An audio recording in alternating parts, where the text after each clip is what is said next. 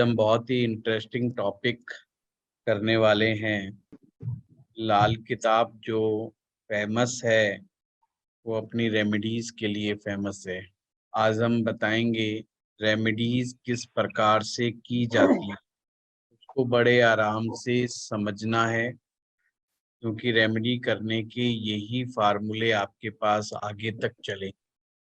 अगर रेमेडीज को सही तरीके से नहीं करेंगे तो उसके अच्छे परिणाम भी प्राप्त नहीं होंगे। जीवन में जो मुझे अनुभव हुआ है रेमेडीज कराते समय कि लोग कैसे गलतियां खा जाते हैं और उपाय किस तरह से काम नहीं आते, तो उसके ऊपर भी डिस्कशन चलेगा। हमेशा ध्यान रखें, रेमेडी जब भी करें अपनी जन्म पत्री को दिमाग में रख करके ही करें। जनरलाइज रेमेडीज इस तरीके से ना करें कि किसी की सुनी सुनाई बातों में किसी ने कहा कि फलाना उपाय फलाने तरीके से कर दो और आपने उठाया कर दिया। उसके लिए बहुत सारी सावधानियां लाल किताब आपको बताती है। उस सभी उन बातों को फॉलो करते हुए, रूल्स रेगुलेशंस को मानते हुए आपने रेमेडी को करना है, तो रेमेडी सदैव कल्याणकारी रहेंगी आपके लिए। लाल किताब में कंसेप्ट है कि ग्रह के इफेक्ट को मन चाहे भाव तक पहुंचाना।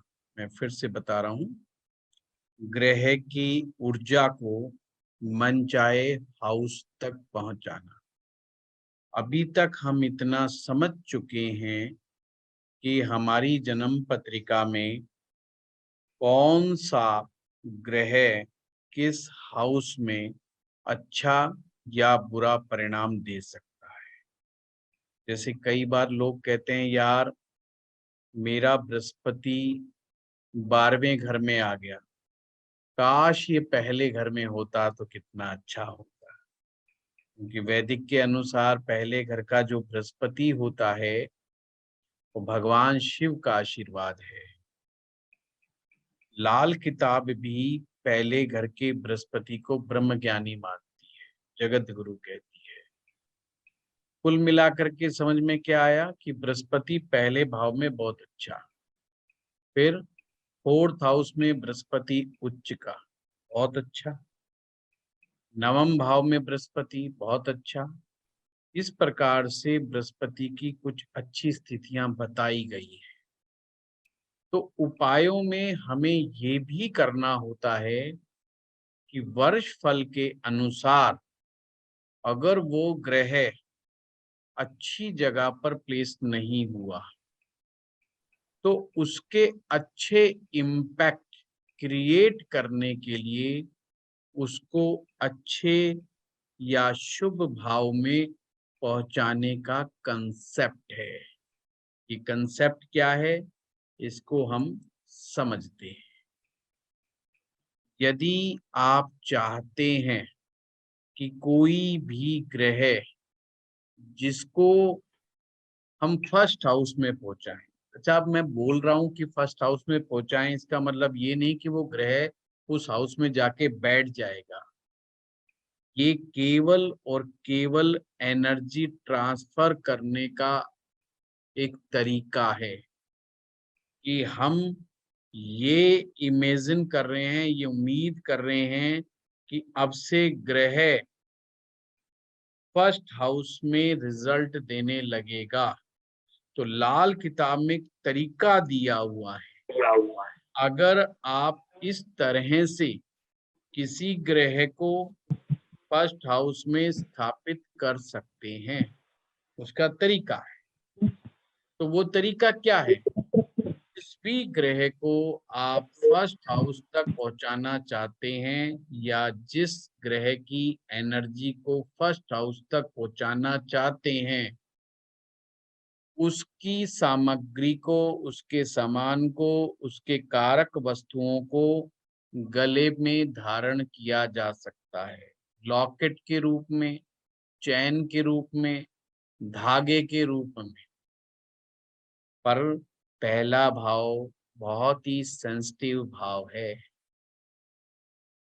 इसलिए बड़ा सोच समझ के डिसीजन लेना। पहले भाव में जो भी ग्रह आएगा, यानी कि जिसके इम्पैक्ट क्रिएट कर रहे हो आप, वो आपकी सोच पर असर डालेगा। इसलिए प्रयास क्या करें? आपने प्रयास ये करना है कि शुभ ग्रह को ही वहां पर पहुंचाने का प्रयास करें। अब जब आप ये काम कर रहे होते हो तो अपनी कुंडली में बैठे हुए ग्रह को भी देखना है कि आपकी जन्म पत्रिका में फर्स्ट हाउस में कोई कौन सा ग्रह बैठा है। उसकी मित्रता या शत्रुता को देखना अनिवार्य है। जैसे फॉर एग्जाम्पल कि किसी व्यक्ति की जन्म पत्रिका में शनि ग्रह फर्स्ट हाउस में बैठा है, तो एक तो लाल किताब के अनुसार शनि ग्रह वैसे ही नीच राशि में चले गए, फर्स्ट हाउस में आने से वो नीच के हो गए, शनि को हम नीच का कहेंगे। अब वहां पर आपने कहा कि मैं चांदी की चेन गले में पहन लेता हूँ या मोतियों की माला पहन लेता हूँ गले में, यानी कि चंद्रमा को आपने अपने गले में धारण कर लिया कि कोई भी लॉकेट चांदी का पहन लिया आपने, कोई ताबीज के रूप में लॉकेट पहन लिया आपने, तो एक प्रकार से चंद्रमा पहले घर में पहुंचा तो वहां पर तो पहले ही शनि महाराज है, तो शनि और चंद्रमा का मिलन से क्या तैयार हो जाएगा? विष दोष। तो वहां पर क्या हुआ? आपकी चांदी पहनी हुई फायदे की जगह नुकसान देगी, मेंटल टेंशन्स क्रिएट हो जाएंगी। इसी प्रकार जो माथे पर तिलक होता है, वो तिलक भी फर्स्ट हाउस को ही रिप्रेजेंट करता है, ये भी हमने ध्यान रखना। पर माना कि किसी व्यक्ति का अगर फर्स्ट हाउस में कोई ग्रह नहीं बैठा है और फिर भी उस व्यक्ति ने चांदी की चैन पहन ली, मोतियों की माला पहन ली, इस तरह की कोई चीज पहन ली, या अपने माथे पर दूध से तिलक करता है ना, तो वो चंद्रमा के अच्छे असर को ही देगा फर्स्ट हाउस में। तो इस चीज का भी हमने ध्यान रखना है कि जब भी किसी ग्रह को की एनर्जी को हम किसी विशेष घर तक पहुंचाते हैं, यानी कि वहां पर क्रिएट करने का प्रयास करते हैं, तो हमें अपनी जन्म पत्रिका के ग्रह को भी देखना होगा।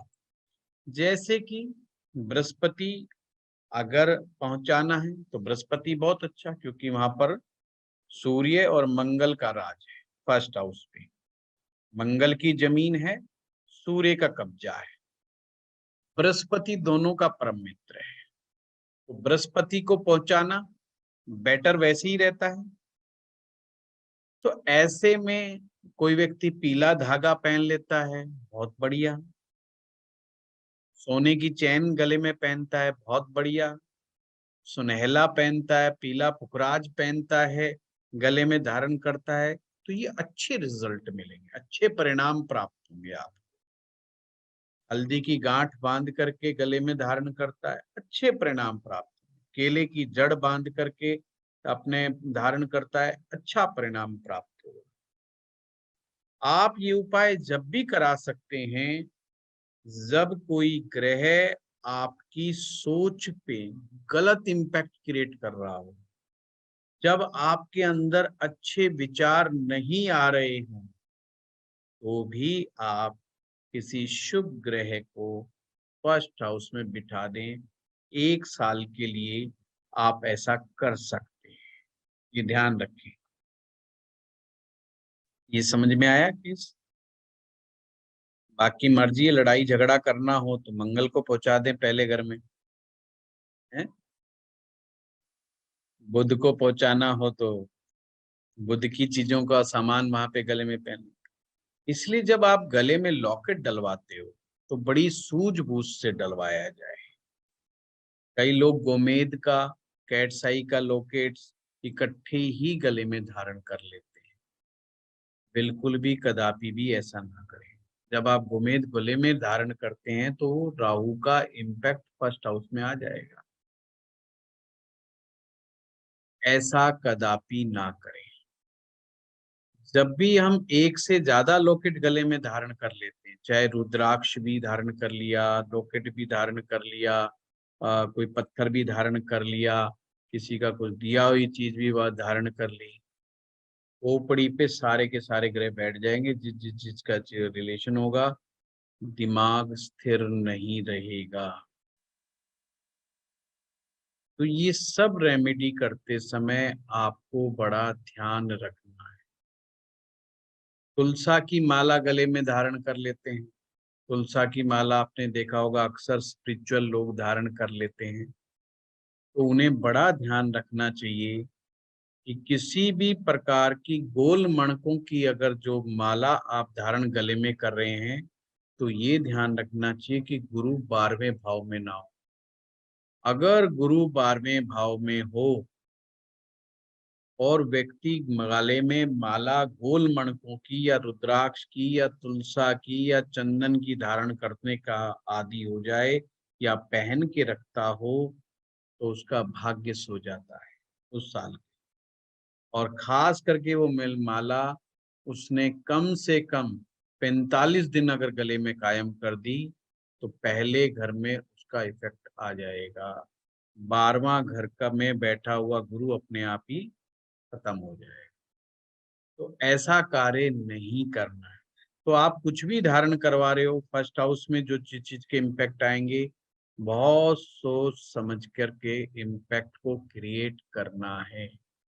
सबसे अच्छा क्या है, माथे पर केसर का तिलक लगा लो, तो ये भी फर्स्ट हाउस का ही रिजल्ट आएगा, यानी आपने बृहस्पति को कायम कर दिया वहां पर। लाल चंदन का तिलक लगा सकते हैं आप, रोली का तिलक आप लगा सकते हैं, समझे बात को, उस तरीके से। और अगर लाल चंदन लगा रहे हैं, हल्का सा पीली हल्दी जरूर लगा रहे हैं, क्योंकि मंगल अकेला ठीक नहीं। इसीलिए हमने देखा होगा ना, हमारे यहाँ परंपरा है, जब भी लाल तिलक लगाते हैं हम कुमकुम का, तो चावल जरूर लगा देते हैं, क्योंकि मंगल अकेला ठीक नहीं, चावल से वहां पे चंद्रमा जुड़ गया। तो चंद्र मंगल के इकट्ठा मिलने से लक्ष्मी योग बन गए। खास करके दामाद, जीजा और इस तरह के रिश्तेदार जिनसे हमारी देनदारी है, मतलब जिनसे हम ले नहीं सकते, गिफ्ट दे सकते हैं, उनको खास करके तिलक किया जाता है। खास करके तिलक किया जाता है। ये एक बहुत बड़ी इसमें रहस्य छिपा हुआ कि हमारी लक्ष्मी हमारे पास रह जाए, क्योंकि हमारी जो मेन लक्ष्मी थी वो हमारी कन्या थी, हमारी पुत्री थी, उसको तो हमने दे दिया। किसको दे दिया? विष्णु जी को दे दिया। तो विष्णु जी जब भी आएंगे, अगर हम लाल तिलक और चावल लगा करके तिलक करेंगे, तो वो लक्ष्मी का हानि नहीं होगी, क्योंकि लक्ष्मी तो वो ले गए अपने साथ तो घर के अंदर। तो जब भी वो विदा लेते हैं, जब भी तिलक करते हैं, जब वो हमारे घर में आते हैं, जब भी हम उनका आते ही तिलक करते हैं, विदा करते समय भी तिलक करते हैं, और अक्सर कुमकुम और चावल लगा। बड़े लोगों का भी मान सम्मान इसी प्रकार से किया जाता है। अब उनकी बात, जो लोग काला टिक्का लगा लेते हैं, कईयों को दिखाना होता है ना कि हम माँ काली के भगत हैं, काला टीका लगा लेते हैं। तो ये समझिए, जो काला टीका है ये शनि का प्रतीक है। आपने शनि को पहले भाव में पहुंचा दिया, और शनि पहले भाव में जाकर के क्या परिणाम देंगे? नीच के परिणाम देंगे। मानसिक विकृतियां आनी शुरू हो जाती। राख का टीका लगा लिया, राख का टीका लगा लिया और 45 दिन तक लगातार राख का टीका लगाओगे, केतु का इम्पैक्ट फर्स्ट हाउस पे रहेगा। और केतु का इम्पैक्ट फर्स्ट हाउस पर अगर लगातार क्रिएट करोगे, मंगल अपने आप बंद हो जाएगा, चाहे वो कहीं पर भी बैठा हो। बस ये है कि 45 डेज कर लिया तो इसका इम्पैक्ट फिर कई दिनों तक शांत करने में आपको बड़ी मशक्कत करनी पड़ जाएगी। इसलिए कोई भी रेमेडी करने से पहले 4 बार कम से कम सोचिए, और मेरे इस वीडियो को 4 बार दोबारा सुनिएगा अगर कोई भी रेमेडी करने का मन हो तो। तो पहला कंसेप्ट आपको क्लियर हुआ, फर्स्ट हाउस में पहुंचाना है, मैंने एग्जाम्पल के साथ समझाया है। प्रयास करें कि अपने शुभ ग्रह को ही पहुंचाएं और जरूर देखें कि आपके फर्स्ट हाउस में पहले से ही वहां पर कौन बैठा हुआ है। ऐसा नहीं कि पहले से राहु बैठा हुआ है और आपने गुरु के लिए जो है पीला पुखराज या सुनहला गले में डलवा दिया, पता चला वो वहां पे जाकर के और ही परेशान हो। सबसे पहले वहां पे राहु के इम्पैक्ट को जो ग्रह कम कर सकता हो उस ग्रह को वहां पर पहुंचाना है, ये ध्यान रखना, तो जाकर के बात बनेगी, अदरवाइज नहीं। जैसे राहु के लिए सबसे बढ़िया काट बुध की रहती है, तो बुध की चीज को आप गले में धारण कर सकते हैं तो राहु के असर को कम किया जा सकता। अब चलते हैं सेकंड हाउस पर। ये बड़ा इंपॉर्टेंट है क्योंकि धन यहीं पर है, हमारा कुटुंब, हमारा परिवार, हमारी वाणी यहीं पर है। और वर्ष फल में दूसरे भाव में आया हुआ ग्रह बड़ा इंपॉर्टेंट हो जाता है क्योंकि वो डिसाइड करता है ये साल भर पैसा कितना आएगा कितना नहीं आएगा। और अगर वर्ष फल में सेकंड हाउस डिस्टर्ब हो गया तो पहले ही समझ में आ जाता है कि इस साल धन हानि होगी या धन कम आएगा, दोनों में से कोई भी बात पॉसिबल है। तो नियम बनता है कि हमें उपाय करना। तो सबसे पहले अपनी खुद की कुंडली बना करके रखनी है, नंबर एक। फिर दूसरी वर्षफल की कुंडली बना करके रखनी है। ये दोनों कुंडली बिल्कुल साथ साथ बना के रखनी है तो चीज समझ में आएगी। ऐसे नहीं कि यूं ही हवा में मत वो कर देना।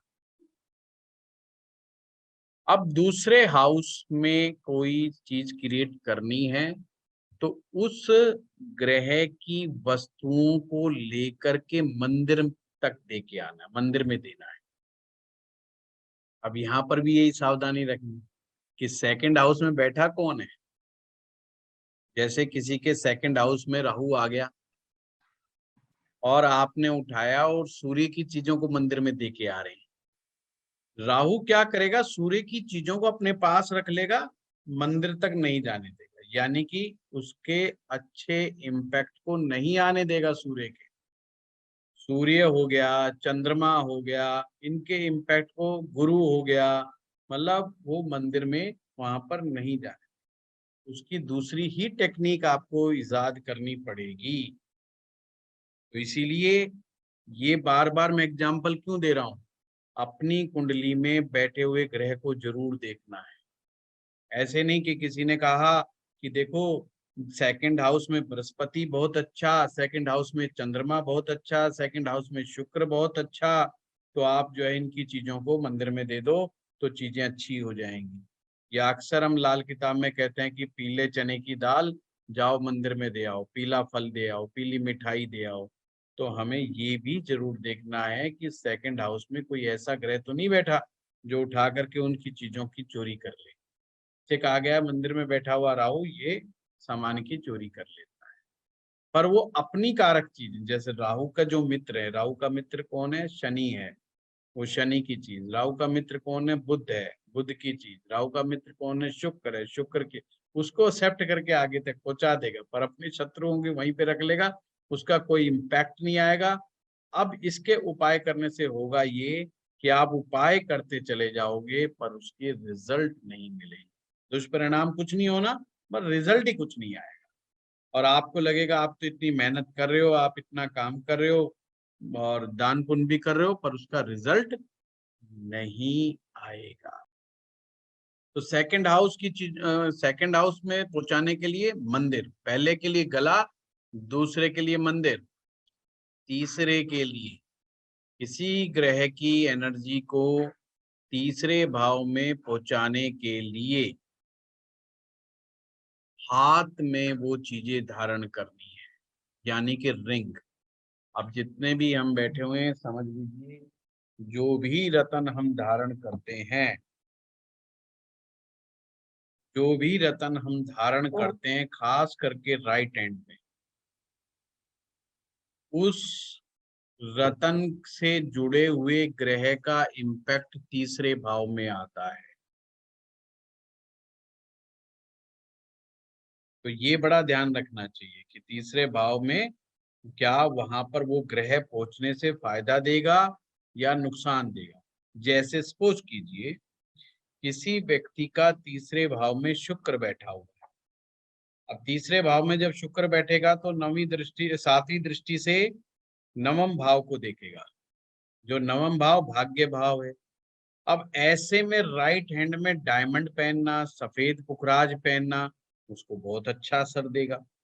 ध्यान रखिएगा, कोई भी लगन का व्यक्ति हो, अगर तीसरे भाव में शुक्र बैठा है, मैंने बहुत बार लोगों को करवा करके देखा है, बड़ी से बड़ी मुसीबतों में भी ये चीज बचाने वाला होता है। और अगर वो मामला कैरियर से रिलेटेड फंस गया है, भाग्य से रिलेटेड फंस गया है, शुक्र तीसरे में बैठा हुआ है, तो उसको आंख बंद करके, तो उसे भाग्य संबंधी दिक्कतें का सामना नहीं करना पड़ेगा, चाहे वो किसी भी लगन के का बंदा हो।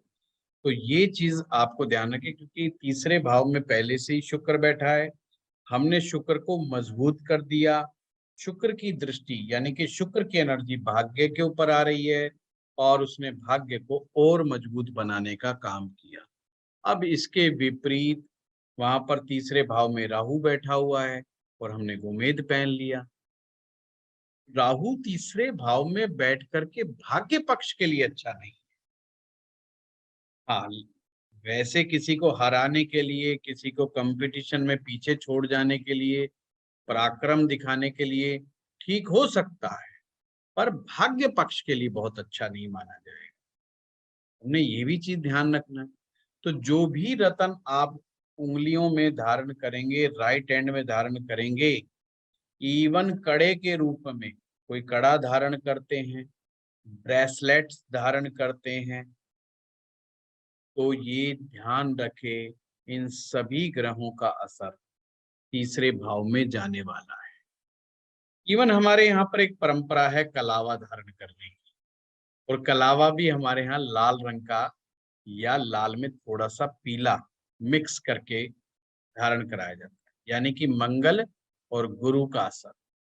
अब यहाँ पर तीसरे भाव में आप सब जानते हैं कि कारक है, तीसरे भाव जो है मंगल का कारक। तीसरे भाव का कारक ग्रह कौन है? मंगल है।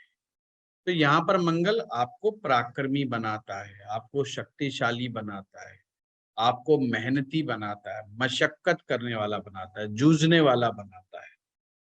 तो इसलिए प्राय हमारे यहाँ पर लाल रंग का धागा हर मंदिर में, हर पाठ पूजा से पहले धारण करवाया जाता है।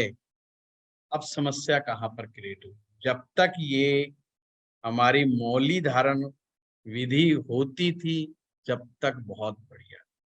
अब आप ज्योतिष पढ़ रहे हैं और एक तरफ आप सनातन धर्म की हमारी संस्कृति को भी देख रहे हैं कि हमारे पूर्वज कितने महान थे। उन्होंने पहले से ही इस कर्म कांड में वो सभी चीजें जोड़ रखी थी जो आपके ग्रहों को ठीक करने का कार्य करती है।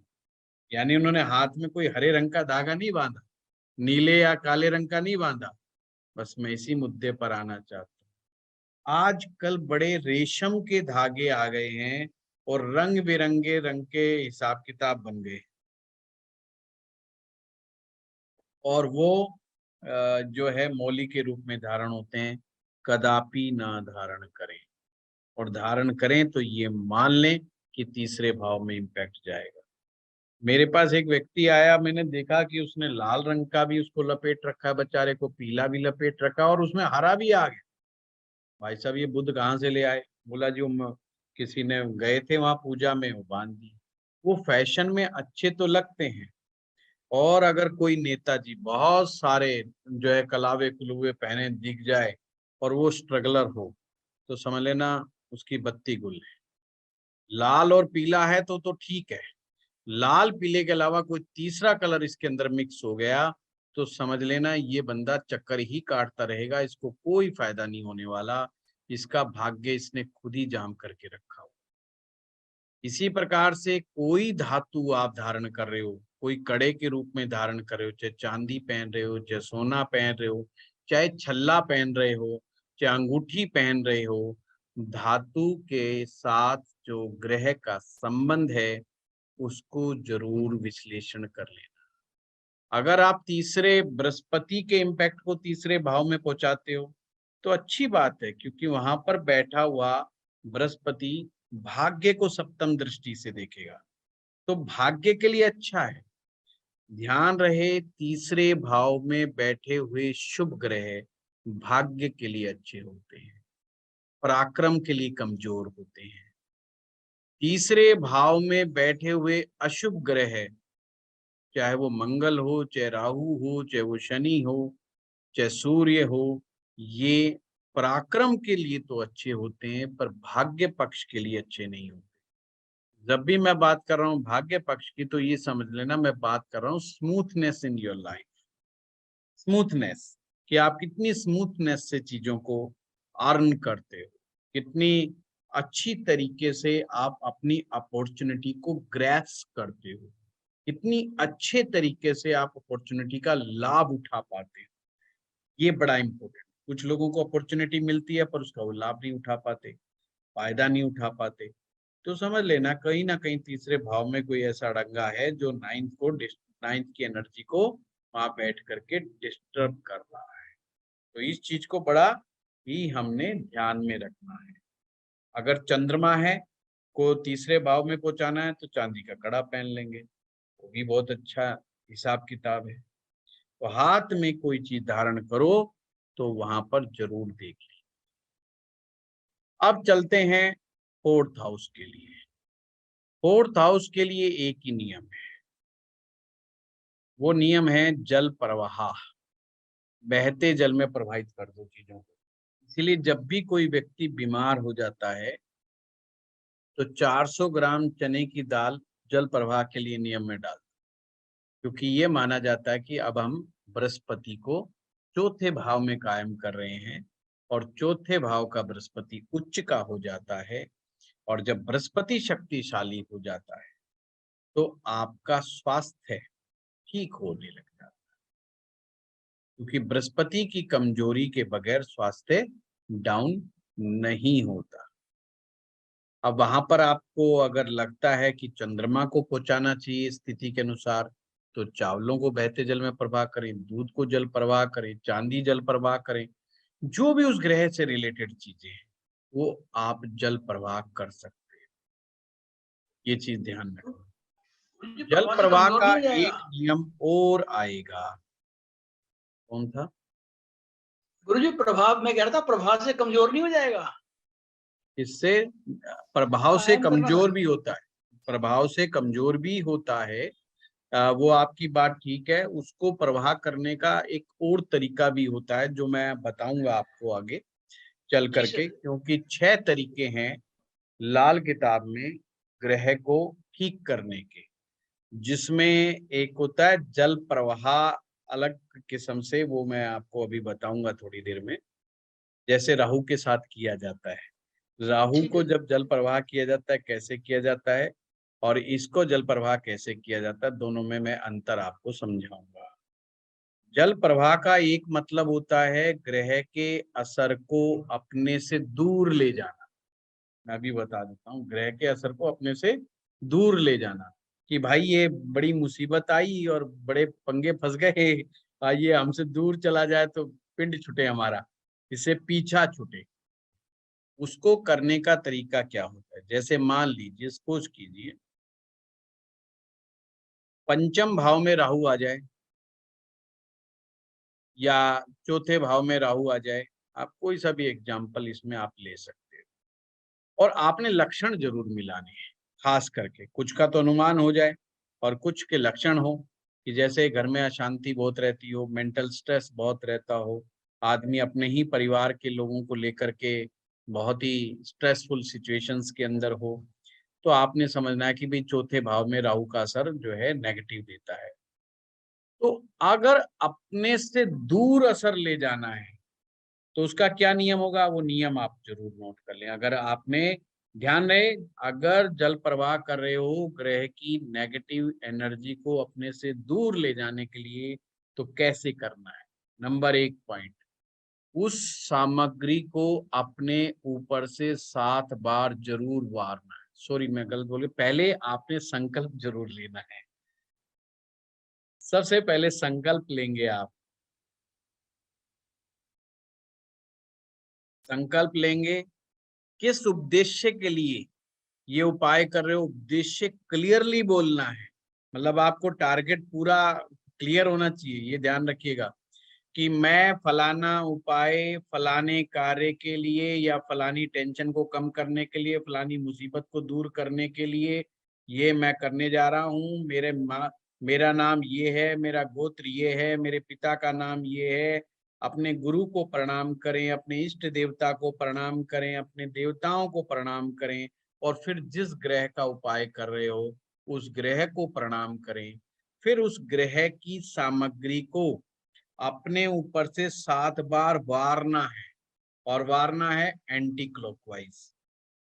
एंटी क्लॉकवाइज हमारे जो अंदर, हमारे शरीर के साथ एक आभा मंडल होता है, हम सभी के शरीर के साथ एक आभा मंडल होता है, और जितने भी नेगेटिव ग्रहों के इम्पैक्ट होते हैं ये हमारी आभा मंडल में मिक्स हो जाते हैं और हमारे आभा मंडल को डिस्टर्ब कर देते हैं, जिसे हम ओरा भी बोलते हैं, है ना। जो ओरा स्कैनर वाले होते हैं ना, वो कहते हैं ना फलाना ओरा आपका बिगड़ा हुआ है। वो बिगड़ा कुछ नहीं, सिर्फ जब भी आपके ग्रहों की चाल सही नहीं होती तो आपका ओरा बिगड़ जाता है। और जो ग्रह नेगेटिव इंपैक्ट क्रिएट कर रहा है उसकी एनर्जी है, तो आप जब एंटी क्लॉकवाइज लेंगे, जैसे आप ढक्कन खोलते हैं ना, शीशी का ढक्कन खोलते हैं, बंद करते हैं तो ऐसे बंद करते हैं और खोलते हैं तो उल्टा खोल देते हैं। तो जब आप एंटी क्लॉकवाइज 7 बार घुमाएंगे तो वो एनर्जी वापस चली जाएगी और हाथ में आपके वो सामग्री भी होगी जिसको आप घुमा रहे हैं। तो मान्यता ये है कि वो एनर्जी जो है उस सामग्री के अंदर आ जाएगी, ये सामग्री उस एनर्जी को खींच लेगी और फिर आप उसको जल प्रवाह कर देंगे, और जिससे वो नेगेटिव एनर्जी निकलकर उस वस्तु के साथ मिल करके चली जाए। कैसे जल में प्रवाह करना है? जहां पर जल बहुत तेजी से रफ्तार से चलता हो, और अगर राहु ग्रह हो, शनि ग्रह हो, तो प्रयास करें कि पानी थोड़ा गहरा भी होना चाहिए। पानी साफ सुथरा हो, तेज रफ्तार वाला हो, पर गहराई वाला भी हो।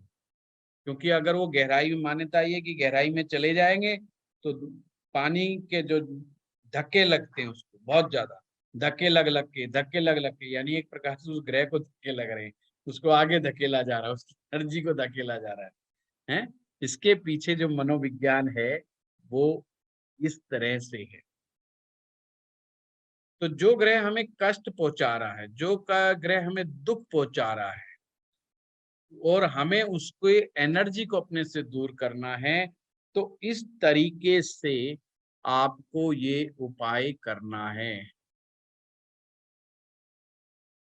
प्रयास करें, अगर उस ग्रह की होरा में अगर वो काम करें तो बहुत बढ़िया। जैसे राहु का आप उपाय कर रहे हैं, राहु की चीज क्या है? नारियल है, जौ है, ये रांगा है, लेड है ना, ये राहु की चीजें हैं।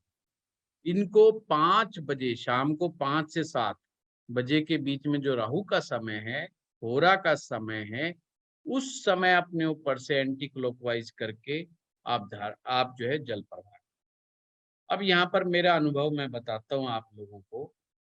अगर इसके साथ आप उस ग्रह के मंत्र को जोड़ देंगे, जब 7 बार आप रोटेट करते हैं तो उसका इम्पैक्ट कई गुना बढ़ जाता है। या बेशक आप उसका बीज मंत्र ही जप कर लें, जैसे मान लीजिए राहु का कर रहे हैं तो ओम ब्राह्म ब्रीम ब्रह्म स राहवे नमः, ऐसे उसको जब भी आप रोटेट करो बहुत तेजी से नहीं करना, धीरे धीरे आराम आराम से बड़ी शिद्दत के साथ, बड़ी श्रद्धा के साथ उपाय करने हैं आपने। इसीलिए कोशिश करो और अपने क्लाइंट को भी बताओ कि भाई खुद ही करे तो ज्यादा बेटर है। कई बार लोग कहते हैं जी दूसरे के करने से हो जाएगा, हैं बच्चे कहते हैं हम अपनी मम्मी पापा करवा दें, हैं मम्मी पापा कहते हैं उनको तो विश्वास ही नहीं होता कि बच्चे करेंगे, उनको तो पक्का पता होता प्रोडक्ट हमारा ही, ये बात तो मानेगा नहीं, तो इसलिए वो पहले कह देते हैं जी वो तो नहीं मानेगा। हम कर दें क्या? तो पर खुद के दुख से निकलने का प्रयास इंसान जितना ज्यादा शक्ति के साथ करता है, दूसरा कोई नहीं करता, मेरा ये मानना है। फिर भी लाल किताब का नियम समझ लो, आपके ब्लड रिलेशन का कोई भी व्यक्ति, ब्लड रिलेशन में जैसे माता पिता, आप अपने माता पिता के लिए उपाय कर सकते हैं, माता पिता आपके लिए कर सकते हैं, आपका सगा भाई आपके लिए उपाय कर सकता है, आप भाई के लिए उपाय कर सकते हैं। ये रिलेशन के लोग आपके लिए उपाय कर सकते हैं। विशेष परिस्थिति में आपके मित्र भी आपका उपाय कर सकते हैं, पर जो कंटिन्यूअस मनोकामना पूर्ति के होते हैं ना, उन उपायों को मित्रों में नहीं, मित्र वगैरह से नहीं करवाना चाहिए। विशेष परिस्थिति का मतलब ये होता है कि आप रियल में बहुत ज्यादा बिजी हैं या विशेष परिस्थितियों में फंसे पड़े हैं, तो आप कैसे उपाय करेंगे? जैसे किसी व्यक्ति को जेल हो गई, वो बेचारा जेल में बैठा, वो बेचारा कैसे उपाय करेगा? कोई बंदा हॉस्पिटल में हॉस्पिटलाइज्ड है, वो कैसे उपाय करेगा? तो उसके तो उपाय उसका भाई, उसके माँ बाप ही कर सकते हैं, पर ससुर दामाद के लिए उपाय नहीं कर सकता, दामाद ससुर के लिए उपाय नहीं कर सकता। ये चीज ध्यान रखिएगा, क्योंकि आजकल अपने फादर से बढ़कर के दूसरे जो वाइफ का फादर होता है, वो ज्यादा बड़ा फादर होता है। तो कई बार आदमी जोश में आके कहता है जी हम कर दें, तो मैं बताता हूँ हमारी सनातन परंपरा के हिसाब से वो उपाय मान्य नहीं है।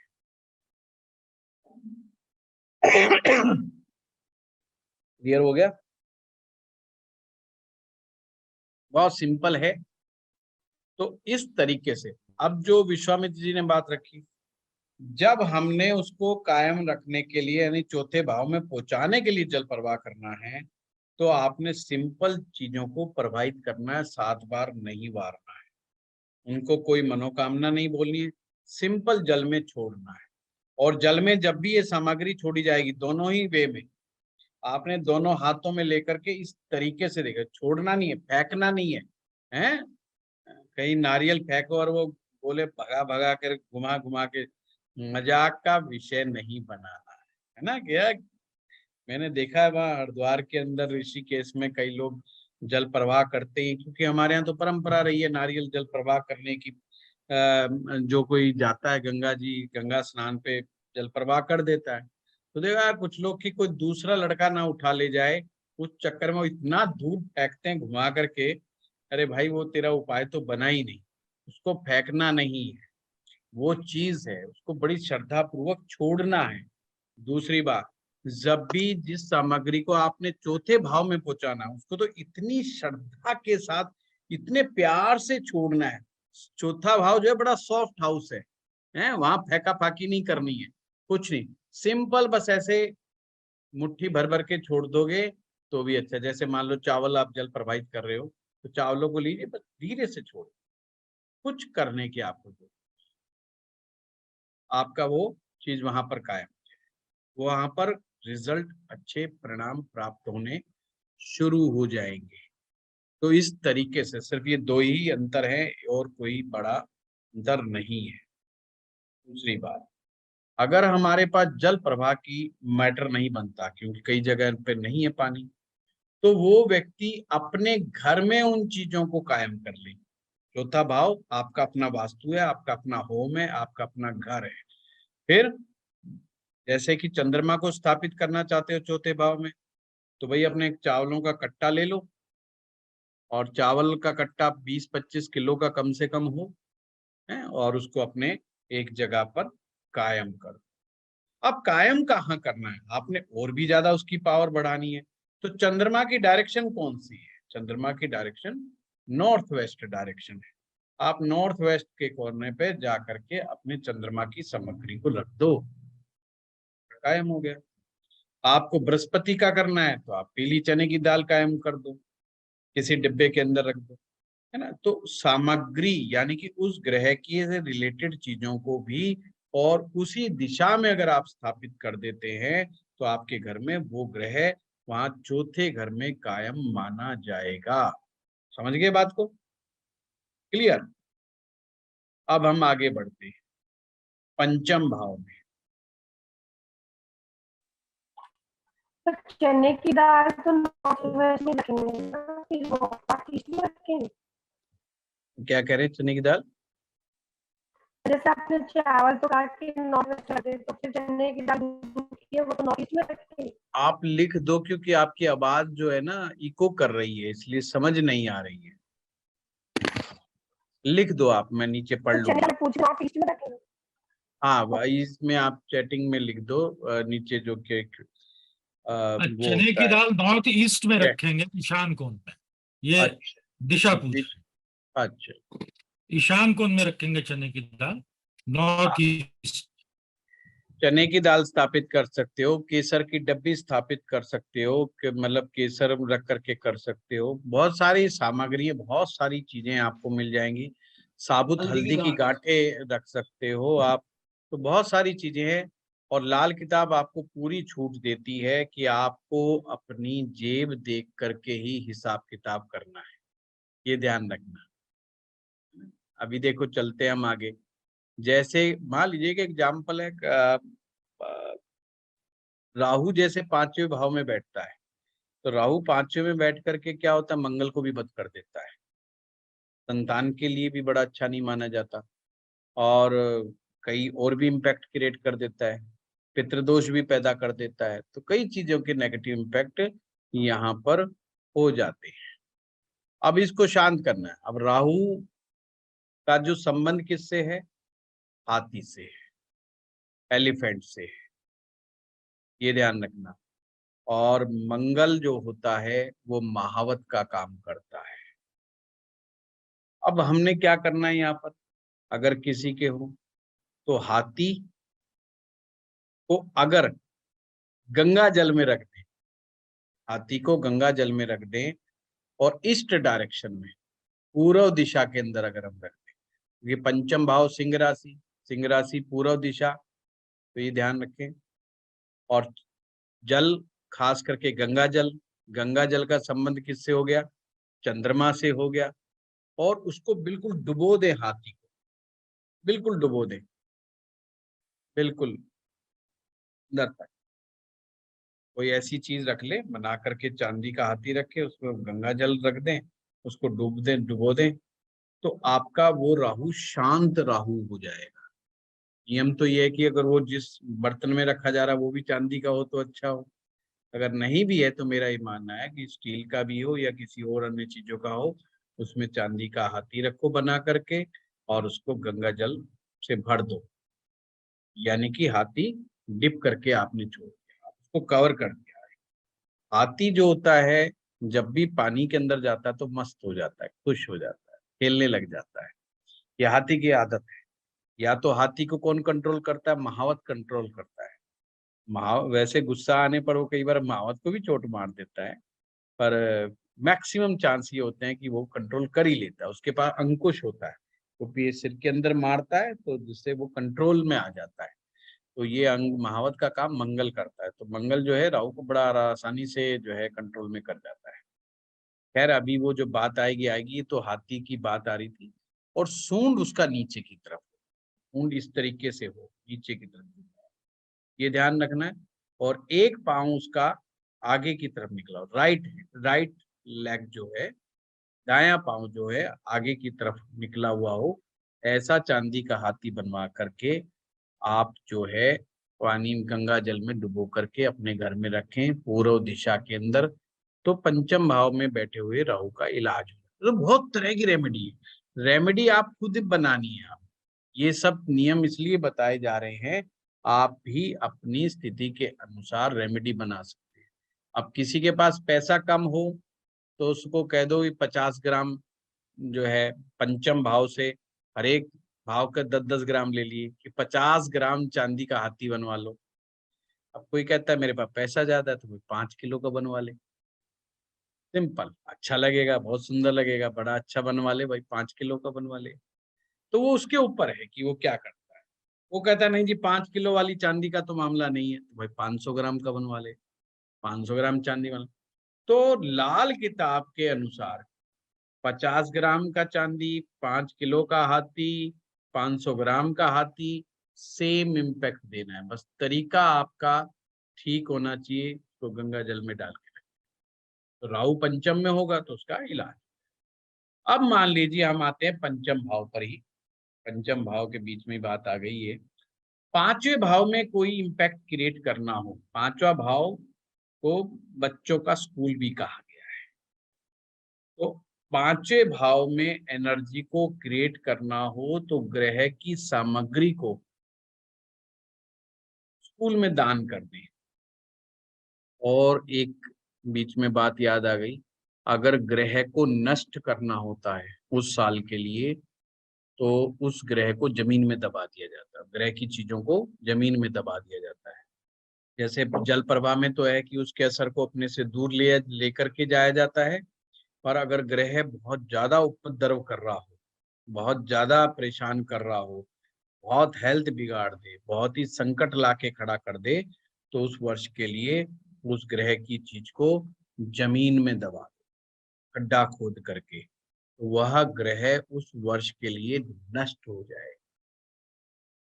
अब मान लीजिए आपका किसी का शनि जो है पंचम भाव में बड़ा खराब रिजल्ट दे रहा है, तो शनि की सामग्री को लेकर के जो काला सुरमा होता है वो जमीन में दबा दो, तो उस साल के लिए शनि डाउन हो जाएगा।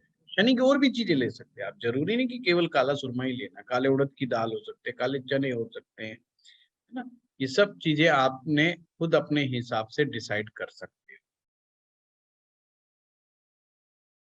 तो अभी तो हमने यही समझना है कि पंचम भाव में या तो जमीन में दबा दो, पर अगर आप उसको नष्ट नहीं करना चाहते, उसको शुभ बनाना चाहते हो, तो स्कूल के बच्चों को जा करके आप वो चीजें दान कराओ, स्कूल के बच्चों को बांट दो, स्कूल के बच्चे को भोजन के रूप में खिला दो, स्कूल में दान पुण्य कराओ, तो वो अच्छा रिजल्ट देगा।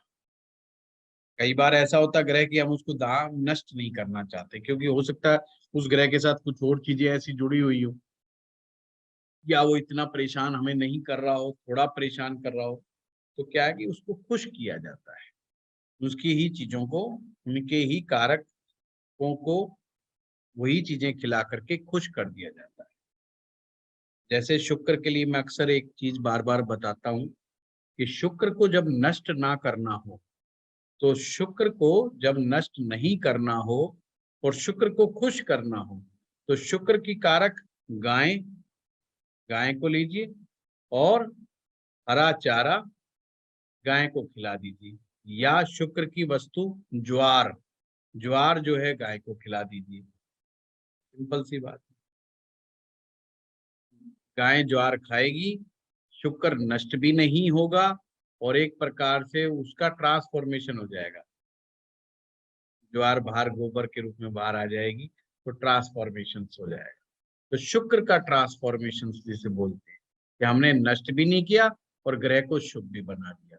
जैसे बृहस्पति की चीजों को हम कहते हैं ब्राह्मण को दे दो, ब्राह्मण को मीठा खिला दो, ब्राह्मण को पीली मिठाई खिला दो, तो एक प्रकार से हम बृहस्पति को जब नष्ट नहीं करना चाह रहे और बृहस्पति को जब खुश करना चाहते हैं, तो उसकी कारक चीजों को, उसकी कारक चीजों को, कारक रिलेशंस पे आप उन्हीं को खिला दो, उनकी सेवा के रूप में कर दो, तो वह ग्रह शुभ हो जाता है, प्रसन्न हो जाता है। जैसे सूर्य के लिए आप सूर्य की कोई चीज लेकर के अपने पिता को खाने पीने के लिए देते हो, गिफ्ट करो उनको, उनको दान करो एक प्रकार से, तो सूर्य खुश हो जाएंगे। चंद्रमा, माँ, चावल की खीर बना करके माँ को अपने हाथों से खिलाए, ऑटोमेटिक आपका चंद्रमा शुभ हो जाएगा। माँ को अपने हाथों से दूध पिलाएं, मतलब गिला दें, और अगर वो चांदी का गिलास हो तो बहुत ही बढ़िया, और ऊपर से आशीर्वाद ले लें। चंद्रमा कितना भी खराब क्यों ना हो, 45 दिन मात्र ये कार्य करने से वह कायम हो जाएगा, यानी कि चंद्रमा खुश हो जाएगा और चंद्रमा नेगेटिव इंपैक्ट क्रिएट नहीं करेगा। अब ये चीज और मैं बताऊं, चंद्रमा वाला उपाय कभी कभी 2 से 3 दिन में ही इफेक्ट दिखा देता है। जब भी कई बार हमारे ज्योतिषियों में एक आदत होती है चमत्कार दिखाने की, चमत्कार दिखाओ, तो चमत्कार दिखाना हो तो चंद्रमा का दिखा दिया करो, चंद्रमा की रेमेडी अक्सर 2 या 3 दिन में इफेक्ट दिखा देती है। तो इस तरीके से हम उपाय कर सकते हैं, ठीक है ना। इन्होंने कहा केतु के लिए भांजा, द्योता, ये जो रिलेशन होते हैं ये इनकी सेवा करो। बुध के लिए बेटी, बुआ, मौसी, ये रिलेशन है। कहने का मतलब ये, बुध को साली भी माना जाता है। साली का जो संबंध होता है वो भी बुध ग्रह से देखा जाता है। तो जिनके लिए बुध ग्रह ठीक नहीं हो, फिर उनको साली के साथ ज्यादा वार्तालाप नहीं करना चाहिए, नहीं तो फिर मामला गड़बड़ा जाता है। और बड़े ही सम्मान पूर्वक तरीके से रहना चाहिए, ज्यादा हंसी मजाक ठिठोली ना करें। तो अपने बुध ग्रह को पहले चेक करें। कई लोग बड़े हंसी मजाक के मोड में रहते हैं, तो वो थोड़ा सोच समझ करके करें ये सब हंसी मजाक वगैरह। अब ये नहीं है, देखो हमेशा ध्यान रखना, ये गलत संबंधों के लिए बात नहीं कही जा रही। पहली बात मैं यहाँ पे क्लियर कर दूं, ये सिर्फ साली के साथ कई बार लोग टाइम पास करने के लिए भी बातचीत, दिमाग खाम का ही फोन घुमा देते हैं, ये वहां पर खराब करता है। ये बात उसलिए कही जा रही है, ये कोई अनैतिक संबंधों के संपर्क में नहीं कही जा रही। इसलिए अक्सर लाल किताब में जिक्र आएगा, साली से दूरी बना के रखी, या साली के साथ विशेष होना वो रखे संबंध। तो ये बात इस संबंध में कही गई है कि बुध ग्रह की, ठीक है। तो ये अपने बड़ा ध्यान से समझने वाली बात है। अब हम छठे भाव की बात करेंगे। छठे भाव में कोई भी ग्रह के असर को पहुंचाने के लिए उस ग्रह की चीजों को कुएं में डालें, और कुआं ना मिले तो किसी गहरे जल में डालें, समुद्र में भी डाल सकते हैं। अब समुद्र हर जगह अवेलेबल नहीं होता है, कुओं की भी मारामारी चली रही है। सप्तम भाव में पहुंचाने के लिए, छठे भाव में जब भी छठा भाव की बात आए तो एक चीज का बस ध्यान रखना, चंद्रमा किसी का छठे भाव में हो तो लिक्विड पानी, लिक्विड दवा किसी को दान में नहीं देना, गिफ्ट में नहीं देना, वो सब नहीं करना। नहीं तो मौत उसके ऊपर से मंडराती है, मौत उसके परिवारजनों पर मंडराती है, मतलब और मानसिक चिंताएं बढ़ने लग जाती, उपाय करने के साथ ही मानसिक चिंताएं बढ़ने लग जाती है। सप्तम भाव में अगर कोई ग्रह सप्तम भाव में उसके असर को पैदा करना हो तो घास वाली जमीन में वो चीज दबा दे। और अक्सर सप्तम भाव में कोई ग्रह नहीं लाया जाता, क्योंकि सप्तम भाव में कोई भी ग्रह होगा वो हार्मफुल ही होता है, अच्छा कोई भी ग्रह नहीं होता। 9 के 9 ग्रहों में से कोई भी ग्रह सप्तम भाव में अच्छा नहीं माना जाता। इसलिए जो सप्तम भाव में जो ग्रह बैठा होता है, उसी के दुष्प्रभाव को कम करने के लिए उपाय किया जाता है। तो घास वाली जमीन अक्सर अपने पार्कों में मिलती है? पार्क, वहां पर चीज दबानी है। जैसे मान लीजिए किसी का सूर्य सप्तम भाव में बैठा है और सूर्य अकेला बैठा है, पहली बात तो मैरिज नहीं होने देता, जल्दी सी शादी नहीं होने देता। उसकी अगर उम्र निकली जा रही है और उसको विवाह की लेट हो रहा है बहुत ज्यादा, तो 7 तांबे के टुकड़े लेकर के उस साल के लिए 7 तांबे के टुकड़े घास वाली जमीन को थोड़ा सा लेके खड्डा खोद के दबा दें। और जितने भी दबाने वाले उपाय हैं, इसको करने का क्या नियम है, जो खोदने का जो सामान है वो अपने साथ ही लेकर के जाएं। और अगर लगातार 45 दिन करना हो तो फिर अपना हर बार नया ही लेके जाएं, या वहां पे छुपा के रख के आए ताकि अगले दिन मिल जाए। पर उस सामग्री मतलब उस सामान को, खुदाई वाले औजार को, खुरपी को अपने साथ घर पे नहीं लेके आना, नहीं उपाय खराब हो जाएगा। पर ये 7 तांबे के टुकड़े वाला ना, ये लगातार 45 दिन नहीं करना, ये संडे के दिन करना है। ये मैंने जस्ट एक वो बताया है कि किस तरह से उपाय होते हैं। मंगल बैठा है तो मंगल की सामग्री को जमीन में दबा दो, क्योंकि सप्तम में बैठ करके मंगल भी जो है विवाह में बाधाएं, परेशानियां, कई तरह के फटीक पैदा कर देता है। तो मंगल की सामग्री को भी लेकर के जमीन में दबाया जा सकता है। इसी प्रकार से अष्टम भाव, अष्टम भाव शमशान भूमि या वीराना। अब इसमें कई तरह की रेमेडी आप बन सकती है, जरूरी नहीं कि हर काम आपने दबाने वाला। दबाने में मैंने कहा नष्ट करने की जब बात आ जाए तो दबाना है, नहीं तो वहां की चीजों को दान पुण्य के द्वारा ही आप करें। जैसे सप्तम भाव में अगर आप दबाना नहीं चाहते तो आप पार्क के अंदर पौधे लगवा दें, वहां पर उस ग्रह से संबंधित रंग के फूल वाले पौधे लगवा दें आप, वो भी चीज मानी जाएगी।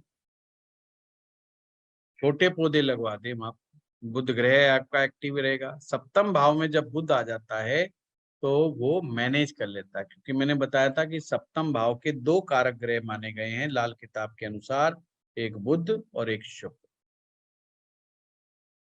बुध ग्रह को सप्तम भाव में पारसमणि कहा गया है, यानी कि बुध ग्रह के साथ जो भी ग्रह यहाँ पे सप्तम भाव में बैठता है वो उसको भी ताड़ देता है, यानी कि उसको भी शुभ बना देता है।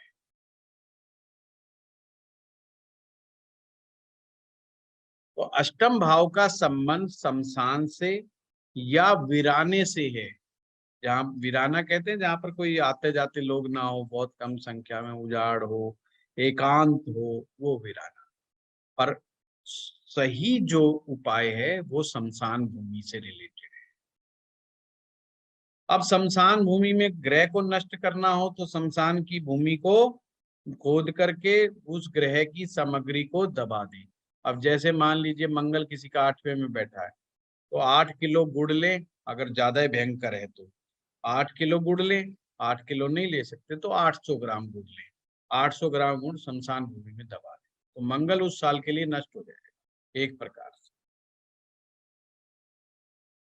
लाल मसूर की दाल भी आप उपयोग में कर सकते हैं। मक्का के जो लाल रंग के, जो लाल और पीले रंग के हल्के से जो दाने होते हैं, उसका उपयोग भी आप कर सकते हैं। इसी प्रकार से आप शमशान में वो चीजें दान दे करके भी कर सकते हो अगर ग्रह को नष्ट नहीं करना हो तो। जैसे कि बृहस्पति अष्टम में बैठा है किसी का, तो 8वें में जब बृहस्पति होता है तो उसकी सीधी दृष्टि सेकंड हाउस पर होती है। ये ध्यान रखना, लाल किताब का एक नियम है, हर ग्रह अपने से 7वें को देखता है, परंतु जो जैसे कि सेकंड हाउस में कोई ग्रह बैठा है वो 8वें को तो देख लेगा, 8वें को देखेगा कि नहीं देखेगा। जैसे मैं दूसरा एग्जाम्पल, पहले भाव में जो भी ग्रह बैठा है वो 7वें को देखेगा, ये तो आप सभी को मालूम है। पर लाल किताब के अनुसार 7वें में बैठा हुआ पहले को नहीं देख सकता, दृष्टि ऐसे मानी जाती है। मैं आगे अगली क्लास में दृष्टियां ही कराऊंगा आप लोगों को। परंतु अष्टम भाव के साथ उल्टा है, इस दूसरे में बैठा हुआ ग्रह अष्टम को भी देख रहा है, पर 8वें भाव में जो भी ग्रह बैठेगा वो दूसरे भाव को भी देखेगा, यानी रिवर्स दृष्टि अष्टम पे नियम पे लागू होगी, अष्टम भाव पे लागू होगी। तो बृहस्पति सेकंड हाउस को भी देखेगा, तो देखेगा, पर आपने अगर बृहस्पति को सेकंड हाउस में पहुंचाना है तो बृहस्पति की चीजों को मंदिर में दे आओ। और आप चाहते हैं कि अष्टम में बैठा है, दृष्टि मात्र से सब काम ठीक कर रहा है, पर अपनी कारक, कुछ कारक चीजों को नुकसान कर रहा है, जैसे कि पुत्र, बृहस्पति कारक है पुत्र संतान का। बेटा आपका कहा नहीं मान रहा है, बेटे का भाग्य अच्छा काम नहीं कर रहा है और आपको दिक्कतें आ रही हैं, या नशाखोरी की आदत पड़ गई। अष्टम वाले बृहस्पति में ये भी बड़ी समस्या है कि अगर वो नशे की चीजों में पड़ जाता है, खास करके शराब के सेवन के चक्कर में पड़ जाता है, तो अच्छा खासा ड्रंकर हो जाता है, फिर पीता लंबे समय तक है, ये बड़ा भारी चक्कर है। तो भी अष्टम में बैठे हुए बृहस्पति के स्वभाव को शुभ करना हो, और लड़की के केस में अष्टम में बृहस्पति बैठ जाता तो विवाह में बड़ी दिक्कतें आती हैं, विवाह बाधाएं बहुत आती हैं। तो आप पीपल का पेड़ लेकर के, पीपल का संबंध बृहस्पति ग्रह से है, वो शमशान भूमि में लगवा दें। 8 पीपल के पेड़ लगवाएं। अब एक वीरवार में ही 8 लगवा सकते हैं, या हर वीरवार को एक एक करके 8 लगवा, 8 हफ्ते तक लगवा सकते हैं। वो अकॉर्डिंग टू द सिचुएशन की प्रॉब्लम क्या है, प्रॉब्लम की सीवियरिटी क्या है, ये सब चीजों को ध्यान में रख करके ही आपने डिसीजन लेना होगा।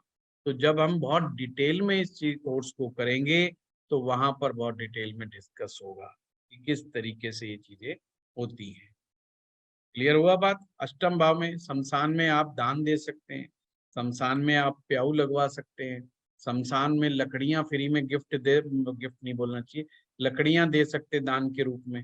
वहां पर कोई निर्माण कार्य करवा सकते हैं, वहां आने जा बैठने वालों के लिए मतलब जो स्थान बनवा सकते हैं। आपने देखा होगा शमशान में हम जाते हैं तो वहां पर बैठने के लिए लोगों ने वो बनाई होती है, बेंचे बनवाई होती हैं, बेंच बनवाई, इसका बड़ा पुण्य कार्य माना जाता है। लकड़ियां दान देना तो शमशान भूमि में बहुत ही पुण्य काम माना जाता है, खास करके जिसका सूर्य 8वें में हो, अगर वो शमशान भूमि में लकड़ियां दान दे तो बहुत ही अच्छा माना जाता है।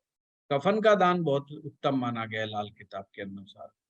तो कहने का मेरा मतलब है अष्टम भाव से रिलेटेड का ये शमशान, शमशान से संबंधित कार्य, ये सब अष्टम भाव से रिलेटेड है।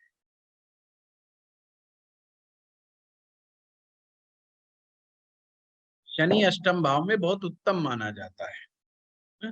बस ये है कि शनि किसी का अगर 8वें घर में हो, उसे किसी तरह की सराय, यात्री निवास, धर्मशाला ये सब नहीं बनवानी चाहिए, निर्माण कार्य नहीं करवाना चाहिए, नहीं तो उसका घर छिन जाता है या उसका घर नष्ट हो जाता है, खुद के रहने के लाले पड़ जाते हैं। तो एक नियम बताया छठे भाव में चंद्रमा, एक नियम बताया शनि 8वें भाव में। भाई रट लो, दिमाग में बिठा लो कि अगर कोई आए तो उसको साफ मना करना है कि भाई तुझे ऐसा काम नहीं करना है ना, बाकी तू मूझ ले। शनि 8वें होगा, उम्र भी अच्छी होगी, कामकाज भी अच्छा होगा, और शनि उसका अगर उम्दा स्तर का है तो उसको टेक्निकल चीजों से बहुत अच्छा फायदा भी होगा। अब नवम भाव में अगर किसी इम्पैक्ट को क्रिएट करना है, सबसे उत्तम है तीर्थ यात्रा। और तीर्थ यात्रा में उस ग्रह से रिलेटेड देवता, ये ध्यान रखना, जितना ज्यादा आप इन उपाय में घुस करके इनोवेशन करके और जितनी सटीकता के साथ उसको जितनी ज्यादा से ज्यादा चीजों को इंक्लूड करके रखोगे, उतना ही आपको ज्यादा लाभ होने के चांस बढ़ जाएंगे। जैसे सूर्य को ठीक करना है तो तिरुपति बालाजी हो आओ, रामेश्वरम धाम हो आओ, तीर्थ यात्रा पे जा करके देव विशेष में जा देव विशेष स्थान पे जा करके वहां पर दान पुण्य करना, पाठ पूजा करना, ये सभी चीजें नवम भाव के लिए बहुत अच्छी होती हैं। यानी कि उस ग्रह का नवम भाव पर इफेक्ट आ जाएगा। जैसे कि जो लोग शनि देव के मंदिर में जाते हैं, ध्यान रखिएगा, ये जो शनि मंदिर में जाते हैं उनको भी बड़ी सावधानी रखनी होगी। तो शनि मंदिर में जाएंगे, और खास करके वो शनि मंदिर जिस मंदिर का पौराणिक महत्व है, तो शनि नवम भाव में इम्पैक्ट क्रिएट करने लग जाएगा। अब ये आपने देखना है कि आपकी कुंडली के अनुसार शनि नवम में अच्छे हैं कि बुरे हैं, ये आपने सबने अपने अपने अनुसार देखना है, इसमें मैं कुछ नहीं कहूंगा। अगर वो अच्छे हैं तो उन्हें शनि मंदिर में जाना चाहिए, वहां पर दान पुण्य करना चाहिए, और खास करके पौराणिक महत्व वाले मंदिरों पर जाना चाहिए। इसी प्रकार जो लोग हनुमान जी के मंदिर में जाते हैं, हनुमान जी के मंदिरों में जाने वाले, और खास करके वो हनुमान जी के मंदिर जिसका पौराणिक महत्व है, जैसे आप संकट मोचन जाते हैं बनारस के अंदर, उनका पौराणिक महत्व, एक आप अपने लोकल मंदिर में जाते हैं उसका कोई वो नहीं है ज्यादा, और पौराणिक महत्व वाले हनुमान जी के मंदिर में जाते हैं और तीर्थ यात्रा करके आते हैं, बनारस में जाते हैं, वहां पर मंगल ग्रह फिर नवम भाव में एक्टिवेट हो जाए। इस तरह से ध्यान रखें। और अगर वहां पे लगातार आप करते हैं ये काम, लगातार कंटिन्यूटी में करते जाते तो फिर वो ग्रह का एक अपना इम्पैक्ट क्रिएट होता है। इसीलिए गुरु स्थान पर जाना ज्यादा उत्तम माना गया हमारे यहाँ। देखें, आपने देखा होगा जो लोग गुरु शिष्य परंपरा में यकीन रखते हैं, वो उसमें शिष्य हर गुरु पूर्णिमा पर गुरु जी के यहाँ पर जाते हैं और दर्शन करते हैं, दान पुण्य करते हैं, ये सब करते हैं। तो गुरु शिष्य परंपरा में ये हमारी परंपरा में ही शामिल कर दिया कि गुरु स्थान पर भी होकर के आओ, वहां भी मत्था टेक करके आओ। वो उसको एक तीर्थ के समान पूजा जाता है गुरु स्थल को। वहां नवम भाव में गुरु एक्टिवेट हो जाते हैं। अगर ये नहीं भी कर सकते तीर्थ यात्रा, तो फिर शरीर पर वो चीजें भी धारण कर सकते हैं। और जैसे गुरु को करना है तो गोल्ड धारण करो, शरीर पे गोल्ड जरूर धारण करके रखना। अगर चंद्रमा को स्थापित करना है तो फिर चांदी धारण करनी। दसम भाव के लिए सरकारी इमारत या सरकारी जमीन में वो चीजें दबाना, या सरकारी अधिकारियों को दान पुण्य कर देना। खिलाया हो खीर बिठा करके, ये नहीं मान रहे हो तो देखो मैं एक उपाय बताता हूँ। अगर आपको सरकारी आदमी तंग करे, परेशान करे, तो जो खांड होते हैं, कच्ची खांड, ऐसी जगह देखो, कोई सरकारी बिल्डिंग जरूर देखो जहां पर चींटियां बहुत हों। बस वो सुबह सुबह जा करके उस इमारत में अपने वो खांड जो है उन चींटियों को खिलाया है करो। आपको देखो वो काम आपका धीरे धीरे बनने लग जाएगा। बड़ी अच्छी रेमेडी है, पर इमारत सरकारी हो ये ध्यान रखना। जैसे स्कूल होते हैं, कॉलेज होते हैं, गवर्नमेंट स्कूल होते हैं, गवर्नमेंट, यहाँ पर उपाय करना ज्यादा आसान होता है कहीं पुलिस थाने में घुस जाओ ना, ऐसा मत करना। ये बहुत ही बढ़िया सरकारी है और पुलिस वाले ही तंग कर रहे हैं, वहां चींटियों को आटा खिलाने लग जाओ। कहते हो जी चीनी खिला रहा हूँ, वो करा रहा हूँ। और पुलिस वाले बहुत वहमी होते हैं, ये साक्षात राहु है, ये तुम्हारा दान भी ले लेंगे, तुमसे और भी छीन लेंगे। समस्या खड़ी हो जाएगी। नहीं है, गुरुजी ने कहा था सरकारी डिपार्टमेंट, बिजली विभाग में भी मत चले जाना, वहां पर भी ठीक नहीं, वहां भी राहु मंगल का इफेक्ट है। उस कॉलेज वगैरह देख लेना, या कोई ऐसा डिपार्टमेंट जो बेचारा शांत टाइप का हो, इरिगेशन महकमा हो कोई, पशु डिपार्टमेंट हो कोई, इस तरह के देख लेना। तो दसम भाव की चीजों को, दसम भाव में इम्पैक्ट क्रिएट करने के लिए आप अपने पिता को भी वो सामग्रियां दे सकते हैं। पिता को भी आप खाने पीने की चीजें या उनको गिफ्ट में चीजें दे करके आप वो इम्पैक्ट क्रिएट कर सकते हो। बस यहाँ ध्यान रखना कि बृहस्पति को यहाँ एक्टिव नहीं करना दसम भाव में। दसम भाव में बृहस्पति को एक्टिव नहीं करना, क्योंकि लाल किताब के अनुसार दसम भाव में बृहस्पति नीच का इम्पैक्ट क्रिएट करते हैं। मंगल ग्रह जो होता है ना, दसम में बड़ा अच्छा माना गया है, वैदिक में भी, लाल किताब में भी। तो पिता के पांव दबाना, पिता की मसाज करना, टांगों की मसाज करना, हाथ पांव की मसाज करना, शरीर की मसाज करना बहुत अच्छा है। साथ में लाल रंग की कोई मिठाई, अगर उनको शुगर नहीं है तो ये ध्यान रख लेना, कहीं लड़ झगड़ के कह दो वाह बापू मेरा जो है संकट तू ही हल कर, अब ले मिठाई खा आज। बापू कह रहा है मेरे को शुगर है, बोला ना ना ना ना, ये तो खानी पड़ेगी, ऐसा मत कर देना। तो देख लेना मीठी चीज ना हो, कोई लाल रंग की कोई और चीज दे करके भी आप उस उपाय को कर सकते हो। और नहीं तो उनकी सेवा करो, उनके शरीर की मसाज करो, उनकी हेल्प करो, तो आपका मंगल भी दसम भाव में एक्टिव होने लग जाएगा। सर एक क्वेरी थी, पूछ सकते हैं यहीं पे? हाँ बताइए।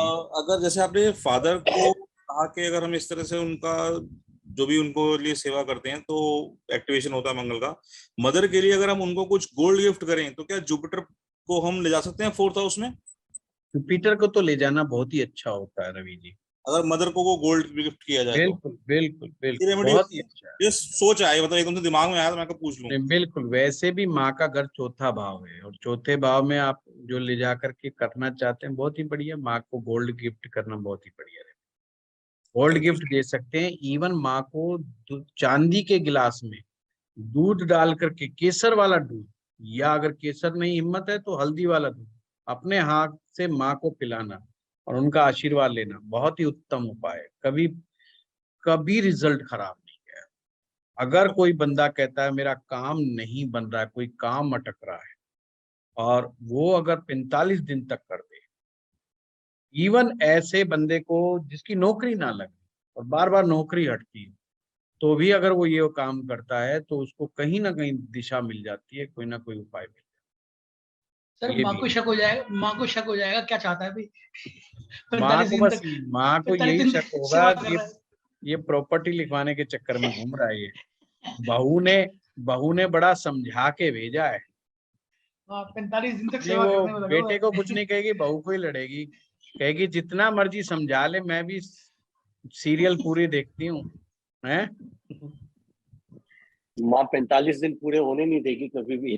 हाँ, वो कहेगी कोई बात नहीं, तेरे तब 41 दिन 42 दिन तक मैं पीती रहती हूँ, बाद में देखूंगी। सर यहाँ पे शनि का रोल भी तो आएगा ना 10th हाउस में, जैसे बता रहे हैं आप। हाँ, वो है कि इसमें हमारा कंसेप्ट ये है कि जिस भी ग्रह को हम एक्टिव करना चाहते हो उसकी सामग्री का क्या करें, उसको दान पुण्य कहाँ करें, वो हमने पिता के लिए रखा है, या उसको उस तरीके से शनि को कायम किया जा सकता है, वो बात ठीक है। गुरुजी जी 11वें के लिए कोई उपाय नहीं। 10th हाउस में यदि शनि ही बैठा हो तो फिर क्या करना चाहिए? वो बाद में बताएंगे क्या करना चाहिए। उपाय उपाय तो फिर बहुत सारी चीजें देख करके ना शिवांगी जी, बहुत सारी चीजें देखनी पड़ती है। 11वें भाव के लिए कोई रेमेडी नहीं, क्योंकि लाल किताब के अनुसार 11वें भाव में ना तो कोई ग्रह उच्च का होता है ना कोई नीच का होता है, यानी कि आपको किसी ग्रह के इम्पैक्ट को 11वें में ले जाने की जरूरत नहीं। और हर आदमी इसी तलाश में बैठा रहता है कि लाभ में आ जाऊं। लाभ की कोई रेमेडी नहीं, 12वें भाव की रेमेडी है, जिसको कोई करना नहीं चाहता। उसकी चीजों को छत पर रख दो, अपने घर की छत पर ले दे करके। पानी गुरु हैं, पानी खाना जैसे ऊपर रख देते हैं तो क्या चंद्रमा वीक हो जाएगा क्या? पानी देखना पड़ता है कि चंद्रमा जो है हाँ, अगर आपने कायम किया है तो अपने कायम करने का, एक तो सबको जाना पानी, वो तो एक नेचुरल है, उसका इम्पैक्ट नहीं होता कभी भी उसी का। परंतु हम जब वाटर टैंक बनाते हैं छत पर तो दिशा का बड़ा ध्यान रखते हैं, किस दिशा में होना चाहिए। और जैसे तो कई बार पक्षियों के लिए रखते हैं ना, जैसे कुछ खाने नहीं, पीने उस का रख देते हाँ हैं। हाँ हाँ, बिल्कुल बिल्कुल, अच्छा उसका, हाँ वो बिल्कुल दान में माना जाता है, उसका चंद्रमा का इम्पैक्ट माना जाता रेगुलरली रख देते हैं ना कि ये है। हाँ पानी हाँ, उनके नहीं लिए, खाना उनके वो हाँ, वो क्रिएट होता है। लिए। और खास करके वो रोज थोड़ा थोड़ा पानी जा करके डालने जाएगा ना 45 डेज तक, तो छत पे ना रखें। खास करके वो उनके जिनका 12वें भाव में कोई ऐसा ग्रह बैठा है जो चंद्रमा को डिस्टर्ब कर दे। मान लीजिए 12वें में किसी का शनि बैठा है, अब वो ये काम कर रहा है, या 12वें में राहु बैठा, वो ये काम कर रहा है, तो चंद्रमा का इम्पैक्ट जो है वहां पर आ जाएगा बाद में, वो फिर डिस्टर्ब हो जाएगा, वो मानसिक रूप से परेशान ही रहेगा। वो पक्षियों को उधर से पानी पिलाएगा, दाना चुगाएगा, उधर तो उल्टा ही परेशान ही रहेगा। तो वो काम उसको नहीं करना, वो उसको देखना पड़ेगा। फिर भी मैं कहूंगा अपनी छत पर पानी ना पिलाएं, किसी दीवार पर या साइड में या थोड़ी निचाई पर रख करके पानी पिलाएं। जैसे आपका 2 मंजिला घर है अगर, तो वो पहली मंजिल पे रख दें, दूसरी मंजिल पे या टॉप फ्लोर पे ना रखें। टॉप फ्लोर पे रखते ही उसका इम्पैक्ट 12वें भाव में चला जाएगा। इस चीज का थोड़ा सा ध्यान रखेंगे तो दिक्कत नहीं है। और मैं तो यही कहूंगा कि किसी को भी छत के ऊपर पानी नहीं रखना चाहिए, अपने से नीचे ही रख देना चाहिए। कहीं और व्यवस्था बना लीजिए, कोई पेड़ पौधों गमलों के पास व्यवस्था बना लीजिए पक्षियों के लिए। पक्षियों को पानी पिलाना बहुत अच्छा है, उसके लिए मैं मना बिल्कुल भी नहीं करूंगा। और छत के ऊपर से असर, इसीलिए आप एक चीज देख रहे हैं, जो कबूतरों को दाना चुगाते हैं ना अपनी छत के ऊपर, तरक्की उन्नति नहीं होती। इसीलिए बड़े बुजुर्ग कहते हैं भाई अपनी छत के ऊपर दाना मत चुगाओ, है पार्क में जाओ, बाहर जाओ, कहीं और दाना चुगाओ। वो उसके पीछे रीजन ये है कि आप जो चीज डाल रहे हो कबूतर आए, और कबूतर का मान आना कोई अच्छा नहीं माना जाता, खास करके छत के ऊपर, कि 12वां भाव आपका छत है। तो इस तरीके से ये रेमेडीज के बारे में कुछ नियम बनाए गए। अब जिस दिन भी आप रेमेडी करो उस दिन एक तो बादल नहीं होने चाहिए, बरसात का मौसम नहीं होना चाहिए, ये थोड़ा मौसम का ध्यान रखिए। और ये नियम जब लागू होगा जब आप उस दिन कोई नया उपाय शुरू करने वाले हैं, तो ये नियम लागू होगा। अगर उपाय पहले से कंटिन्यूस चल रहा है तो कोई इतनी ज्यादा टेंशन वाली बात नहीं, आप कंटिन्यू करिए। घर में सूतक या पातक नहीं होना चाहिए। सूतक पातक का मतलब होता है, सूतक का ना डेथ हो जाए किसी भी घर में परिवार में, तो कोई रेमेडी शुरू नहीं करनी चाहिए, और कोई रेमेडी पहले से चल रही हो तो उसको वहीं फुल स्टॉप लगा देना। घर में नए बच्चे का जन्म हो जाए, बच्चा पैदा हो जाए, तो भी ये रेमेडी को रोक देनी चाहिए, नया उपाय नहीं करना चाहिए। अगर उपाय 3 आपने सेलेक्ट कर लिए, 4 कर लिए, 5 कर लिए, तो एक दिन में एक ही उपाय शुरुआत करें, सारे उपाय एक दिन ना है। मान लीजिए आपने बृहस्पति का भी उपाय रख लिया, मंगल का भी उपाय रख लिया, सूर्य का भी उपाय रख लिया, तो स्टार्टिंग में ये नहीं कि आज ही मैं सारे के सारे कर दिए हैं। चने की दाल मंदिर में दे आया, हनुमान जी के मंदिर में जा करके मिठाई बांट आया है, सूर्य के लिए गायत्री मंत्र पढ़ लूंगा, तो ऐसा ना। एक दिन में एक उपाय, फिर आगे जो नंबर आए फिर उसको फिर कंटिन्यूटी में बना करके रखें। उपाय को इस तरीके से करना, और हमेशा अनुभव की तो बहुत विशेषता ही, अगर कैसी प्रॉब्लम है कैसी नहीं है उन सब बातों पर विचार करें। और जो इमीडिएट के उपाय होते हैं उनमें कई बार इन नियमों का इतना ज्यादा फॉलो नहीं करवाया जाए, परंतु अमूमन जनरल वे में उपाय इसी तरीके से करें। सूर्यास्त के बाद कोई उपाय ना करें, सूर्योदय से लेके सूर्यास्त के बीच में ही उपाय करने चाहिए।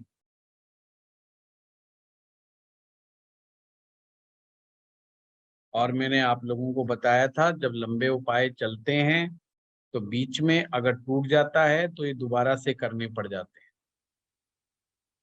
महिलाओं के लिए जरूरी है कि उनको पूरे 45 दिन नहीं मिलते, तो इसलिए उन्हें एक थोड़े से चावल ले करके उनको कच्चे दूध में भिगो करके और एक सफेद कपड़े में बांध करके छोड़ देने चाहिए।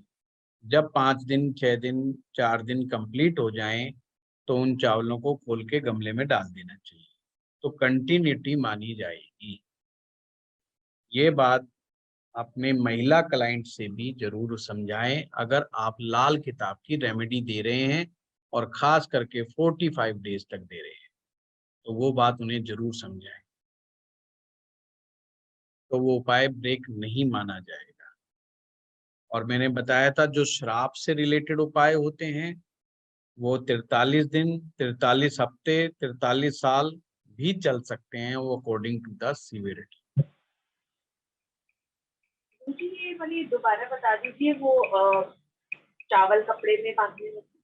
सिंपल है, थोड़े से दाने चावल के लेने हैं, कच्चे दूध में, कच्चा दूध का मतलब है उसको उबाला ना हो, कच्चे दूध में थोड़े से भिगो लिए, और बस मतलब धोना है, भिगोना भी क्या मतलब, धो लिए, थोड़ा सा ऐसे घुमा दिया और उसको एक सफेद कपड़े में बांध करके रख दो। बस जब हम शुद्ध हो जाएं उसके बाद उनको खोलने के बाद उनको चावलों को गमले में डालें। ऐसे ही जब भी ये उपाय करना है, कंटिन्यूटी बनाए रखने के लिए इस तरीके से ये करना चाहिए। हाँ बताइए लक्ष्मी जी। जी गुरुजी, खाना नंबर 1 पे चलते हैं। खाना नंबर 1 में अगर ये था कि अगर शनि अगर वहां पे बैठते हैं और शनि की शुभता चाहिए तो उसे 7th में ले आते हैं। सपोज कि वहां पे वो उच्च के हो जाते हैं, लेकिन एक रूल और भी साथ में लगता है कि कोई भी ग्रह 7th में स्थापित नहीं होना चाहिए। ठीक है, तो ऐसी स्थिति में शनि को कहाँ पे स्थान देंगे? शनि के लिए 10वां भाव भी है। ठीक, और अगर 2 ग्रहों की युति है, सपोज वहां पे केतु भी है, तो केतु को 9 में ट्रांसफर कर दें। एनर्जी है, नवम बेस्ट है केतु के लिए, 9th हाउस बेस्ट है हाउस है केतु के लिए, तो बहुत ही अच्छा है।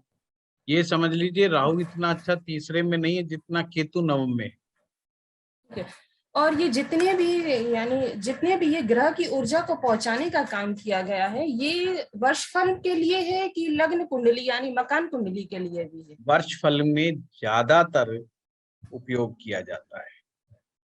ठीक, और तीसरा क्वेश्चन ये कि ब्लड रिलेशन वाले उपाय कर सकते हैं, तो वो जो जातक है वो अगर पीड़ा में है तो वो उस वस्तु को स्पर्श करेगा कि नहीं, कि वो जरूरी है स्पर्श करना? वो स्थिति देखी जाएगी, अगर अस्पताल में तो स्पर्श ना भी करे भी तो भी चलेगा। और अगर बहते जल में प्रवाहित करना है और वहां पे गहरा पानी अगर देखा जाए तो ब्रिज के ऊपर से ही गहरा पानी दिखता है, सामने से दिखता नहीं है, तो क्या ब्रिज के नहीं ब्रिज पे नहीं, जाना? गहराई नहीं नापनी, बस एक अंदाजा मात्र होता है कि हाँ भाई गहरा है। कि जैसे हम गंगा जी है, अब गंगा जी में आप हर की पौड़ी के पास जाओगे तो वहाँ पानी 4 फुट का है। अब 4 साढ़े 4 फुट से ऊपर का पानी ही नहीं है, तो मतलब वो उपाय आपने वहां पर नहीं करना है, आपने आगे जाके करना है। आगे पानी गहरा है, ऑटोमेटिक बात है, सबको मालूम है, तो वहां जाके करिए। दूसरी बात, कभी भी आप गंगा जी जाते हैं तो भीड़ भाड़ वाली जगह पे कभी भी उपाय मत कीजिए। कोई ऐसा स्थान खोजिए जहां ना के बराबर हो व्यक्ति, और कोशिश करें ना ही हो तो कोई दूसरा व्यक्ति, बहुत बढ़िया। उपाय एकांत में होना चाहिए, श्रद्धा के साथ होना चाहिए। अपने खास हितैषी को ही साथ लेके जाएं, अगर मदद की आवश्यकता हो तो किसी मित्र को साथ ना लेके जाएं, गप्पे मारते हुए ना लेकर के जाएं। बिल्कुल उपाय के लिए जाएं तो शांत जाएं, मौन जाएं, और आते समय भी मौन। और अगर कोई पीछे से बात करने की कोशिश करता है, पीछे से आवाज मारता है, तो उसकी बात का जवाब ना दे। तो इसलिए खास कोई परम मित्र के साथ ना जाने का कोशिश करें। आजकल लोग यही करते हैं, अपने मित्र को साथ ले जाते हैं गाड़ी में बिठा के, जाते समय गप्पे मार के आते हैं, आते समय गप्पे मार के आते हैं, रिजल्ट प्रॉपर आता नहीं है, और उपाय करते समय भी गपियारे, और ध्यान उनका फोकस नहीं होता उपाय के ऊपर, और फिर वो कहते हैं जी मजा नहीं आ रहा। और मैंने देखा जो लोग बहुत शिद्दत के साथ उपाय करते हैं, उनके रिजल्ट इतने फंटास्टिक आते हैं कि कई बार मैं हैरान हो जाता हूँ, इतने चमत्कार की तो हमने उम्मीद नहीं की होती है, इतने फास्ट रिजल्ट आते हैं। तो इस चीज में जो भी बहते जल का उपाय होता है, ये बिल्कुल स्टेरॉइड्स की तरह असर करता है ज्योतिष के अंदर, ये चीज ध्यान रखेंगे। अगर आपका निशाना बिल्कुल सटीक गया तो रिजल्ट तुरंत आएगा, पर उनको समझा के भेजिएगा। हितैषी, हितैषी सबसे बड़ा हितैषी माता पिता होते हैं। सबसे बड़े हितैषी आज के दौर में माता पिता ही होते हैं। अगर उनके साथ बहुत अच्छी बनती है तो बहुत बेस्ट है। उनके साथ बात करो, डिस्कस करो, वो आपको जितनी अच्छी से हेल्प करेंगे और कोई दूसरा नहीं करता। या कोई और ऐसा रिश्तेदार जो आपको समझता हो, जो थोड़ा सा सुलझा हुआ व्यक्ति हो, उसको भी आप अपने साथ ले जा सकते हैं, और पंडित जी को भी साथ ले जा सकते हैं मुझे छोड़ करके। बाकी जो है कोई जाने को तैयार हो तो, क्योंकि मैं चुटकुले सुनाता जाऊंगा तो ये मेरी समस्या है, तो इसलिए मैं खुद की भी हानि करूंगा। तो कहने का मतलब ये है, इन चीजों की सावधानियां रखनी है। अगर आपने बहते जल प्रवाह की ये चीजें आपने करनी है। एक कंफ्यूजन और दूर कर दीजिए। पंचम में राहु और मंगल अच्छे नहीं माने जाते हैं और ये पितृदोष भी क्रिएट करते हैं। तो ऐसे में उपाय है कि हाथी, जो भी आपने बताया, हाथी को स्थापित करें गंगा जल में।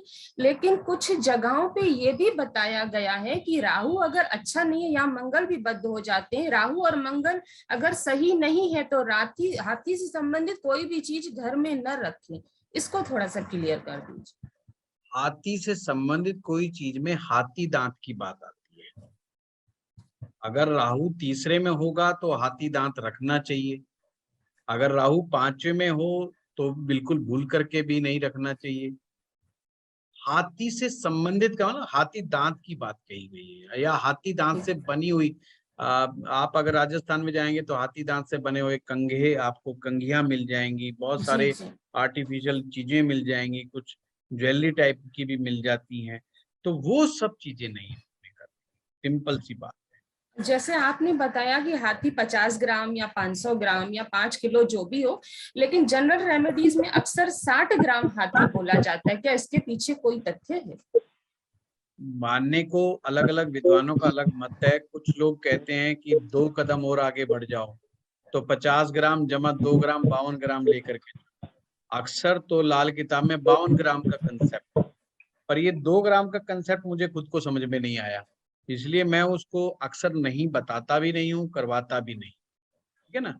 तो वो 60 ग्राम से तो मेरे को लगता है वो छठे भाव का इम्पैक्ट ना क्रिएट हो जाए, तो वो मैं खुद डाउट में हूँ इस विषय में। तो मैं अक्सर 50 ग्राम ही रखता हूँ, क्योंकि मैं भाव के हिसाब से क्वांटिटी बताता हूँ। अगर मुझे कोई छठे घर के अंदर कोई ग्रह दिक्कत दे रहा है तो मैं उसको 600 ग्राम की क्वांटिटी में दान बताऊंगा। मैं कहूँगा 600 ग्राम ये लो और फलानी चीज को दान दो, 6 किलो लो। तो उस तरीके से मैं करता आया हूँ। तो फिर मैं पंचम के राहु के लिए मैं फिर 60 ग्राम नहीं बताता हूँ। देखिए, लॉजिक आपको अपना भी लॉजिक का इस्तेमाल करना होगा, अपना इनोवेशन करना होगा, चीजों की अंडरस्टैंडिंग बढ़ानी होगी और अपने हिसाब से भी आपको डेवलप करना। जी जी, वही सर संशय था, इसीलिए क्लियर। नहीं कोई बात नहीं। प्रश्न पूछने पे लक्ष्मी जी मेरी क्लास में कोई भी दोष नहीं लगेगा, किसी प्रकार का कोई पाप नहीं लगेगा, हैं? बस रिपीटेशन ज्यादा नहीं होना चाहिए। मेरा मानना, अगर एक स्टूडेंट का एक क्वेश्चन है और दूसरे का भी वही सेम क्वेश्चन है तो वो रिपीट ना हो। एक से सुन लिया उसी से पता लग जाए। बाकी आप क्वेश्चन पूछो, क्वेश्चन की कोई मुझे चिंता नहीं हुई। ओके, धन्यवाद गुरुजी, हो गया क्लियर।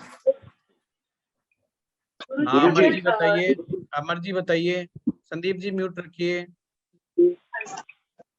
हाँ गुरुजी नमस्कार। अगर केतु अष्टम में बैठते हैं हाँ तो मेरे तो फिर तो उसको मंगल बद हो जाता है। मंगल बद हो जाता है। उसके लिए उसका उसको स्मशान के लिए कौन सा करना चाहिए? नहीं, सबसे पहले मंगल को सही करो और मंगल को ठीक करने के लिए सूर्य बुध की युति बनाओ। सूर्य बुध की युति कैसे बनेगी? आप तांबे का बर्तन लो और उसमें हरे मूंग भरो और उसको ऊपर से ढक्कन करवा करके टाका लगवा दो और अपने घर में स्थापित कर दो। तो सूर्य और बुध को आपने एक साथ मिला दिया। सबसे पहले तो पहली रेमेडी वो करो। देखिए, केतु अष्टम में तो बाद में दिक्कत देगा, सबसे पहले उसने डिस्टर्ब किसको किया? उसने मंगल को डिस्टर्ब किया है।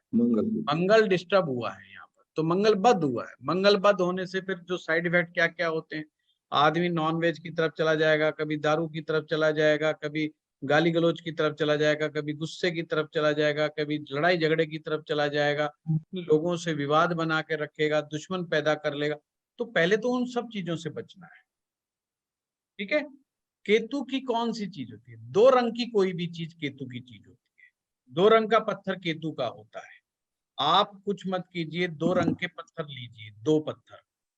एक पत्थर को जाकर के शमशान भूमि में दबा करके आ जाइए और एक पत्थर को अपने घर पर ला करके कायम कर दीजिए, आपका केतु का इलाज हो गया। दूसरा उपाय, अगर आपने ये नहीं करना तो मतलब इसमें ग्रह नष्ट नहीं होगा, ये ध्यान रखना। अगर केतु को नष्ट कब करना है? जब टांग से रिलेटेड, पांव से रिलेटेड, घुटने से रिलेटेड, आपके जॉइंट पेन से रिलेटेड तकलीफ बहुत बुरी तरीके बढ़ जाती है या ऑपरेशनल स्थिति आ जाती है, ऑपरेशन बता दे डॉक्टर के भाई ऑपरेशन होगा ये, तो ऐसी स्थिति में फिर केतु को नष्ट किया जा सकता है। फिर आप केवल दो रंग का पत्थर एक ही लेना है और उसको दबा दो,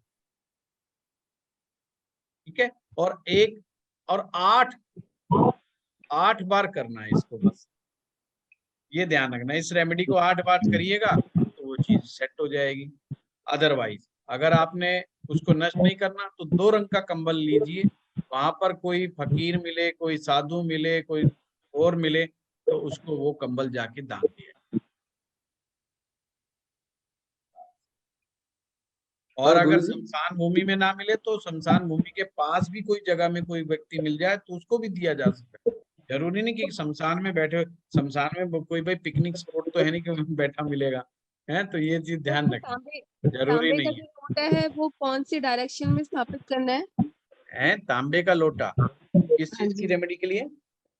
अभी आपने बताया ना मंगल की रेमेडी के लिए सूर्य और बुध को मिला देंगे। तो हाँ, तांबे के लोटे में ये पूर्व दिशा में भी रख सकते हैं आप, इसको उत्तर दिशा में भी रख सकते हैं। Okay sir, thank you. हाँ संदीप जी, अब बताइए। सेकेंड हाउस में वर्ष फल के अकॉर्डिंग केतु मंगल हो तो क्या करना चाहिए? केतु मंगल का दान। देखो, रेमेडी मत पूछो क्लास में, क्या होगा कि रेमेडी फिर तो बड़ी भारी दिक्कत हो जाएगी। आप देखो, स्टूडेंट्स में एक्साइटमेंट होती है और लाल किताब रेमेडी जैसी होती है, बंदे को लगता है सारी रेमेडीज मैं ही कर दूं और आज ही कर दूं, भैया उसमें बहुत बड़ी गड़बड़ियां हो जाती हैं, तो दिक्कत हो जाएगी। फिर बाद में आप ही मेरे अगले कोर्स में नहीं आओगे, कहोगे कि गुरुजी ने अच्छी रेमेडी बताई, मेरे तो दिक्कत आ गई, है ना। तो वो नहीं भाई, सभी स्टूडेंट को संभाल के रखना है ना। अगली क्लास में से 45 में से 50 स्टूडेंट लेने हैं मैंने। अब देख लो 5 बाकी कहाँ से ढूंढ के लाऊंगा। वैसे करना तो ऐसे चाहिए ना कि सेकंड हाउस में जो बैठे हुए हैं ग्रह उनकी रेमेडीज करनी। सबसे सॉफ्ट जो चीज सबसे ज्यादा आसानी से समझ में आ जाए आपको, सबसे पहले वो जो कम से कम नुकसानकारी, तीर्थ यात्रा जाइए, मंदिर में जाइए, दर्शन करके आइए, मतलब इस तरह की रेमेडीज कीजिए, माता पिता की सेवा कीजिए, माता पिता का आशीर्वाद लीजिए, कभी साइड इफेक्ट नहीं करती है सिर्फ। हाँ मंजीत जी। गुरुजी, हमने जो पीछे पढ़ा था ग्रहों का अच्छा बुरा होना कॉम्बिनेशन, अब कॉम्बिनेशन में दो चीजें हैं। एक तो हम कहते हैं जैसे केतु के केस में 3 उसके बोले गए हैं, अब 3 में से केतु का 2 अच्छे हैं 1 बुरा है, एग्जाम्पल। हाँ, तो ये जो चीज बुरा है वो लैक करेगी, वो लैक कर जाएगी। केतु को अच्छा माना जाएगा या नहीं? मैं बता रहा हूँ कि अच्छा का कोई डेफिनेशन नहीं है, कितना अच्छा, हाउ मच वाली भी तो बात आती है। एक आदमी कहता है जी क्या मेरे जीवन में वाहन योग है, आंख बंद करके कह दो बाइक ले लेगा, साइकिल तो ले ही लेगा, 10,000 रुपए महीने भी कमाता होगा तो भी साइकिल ले लेगा, वाहन तो वाहन है ना। जी जी। अब दूसरा व्यक्ति कहता है, वो दिमाग में सोच के आया कि BMW चाहिए मुझे, तो आपको क्या देखना पड़ेगा, आपको ग्रेडिंग देखनी पड़ेगी कि जो ग्रह वाहन देते हैं, जो हाउस वाहन देखता है, उसकी स्ट्रेंथ कितनी अच्छी है, वो कितना ब्यूटीफाई है, वो बताएगा आप। जी, ऐसे ही हम कहते हैं बुध और शुक्र इकट्ठे हो तो ये राहु अच्छा माना जाता है फॉर एग्जाम्पल, लेकिन अब बुध अच्छा नहीं इकट्ठे हो, नहीं मंजी जी दोबारा सुनो, बुध और शुक्र इकट्ठे हो तो सूर्य बनता है, बुध शुक्र हो तो सूर्य बनता है, बुध शुक्र इकट्ठे हो तो मंगल बद हो जाता है, पर बहुत ज्यादा बद नहीं होता, थोड़ा बद होता है, पर बुध शुक्र के मिलने से ये मसनूई कॉम्बिनेशन है जिससे सूर्य बनता है। अच्छा, तो बट अब ये कहा गया कि ये कॉम्बिनेशन इकट्ठा मिल जाए, दोनों इकट्ठे मिल जाए तो ये शुभ माना जाएगा फॉर एग्जाम्पल। हाँ, लेकिन अच्छा अब कॉम्बिनेशन में एक बहुत अच्छा माना जाता है, बट इंडिविजुअली देखने में एक ठीक नहीं है फॉर एग्जाम्पल, बुध अच्छा नहीं है फॉर एग्जाम्पल।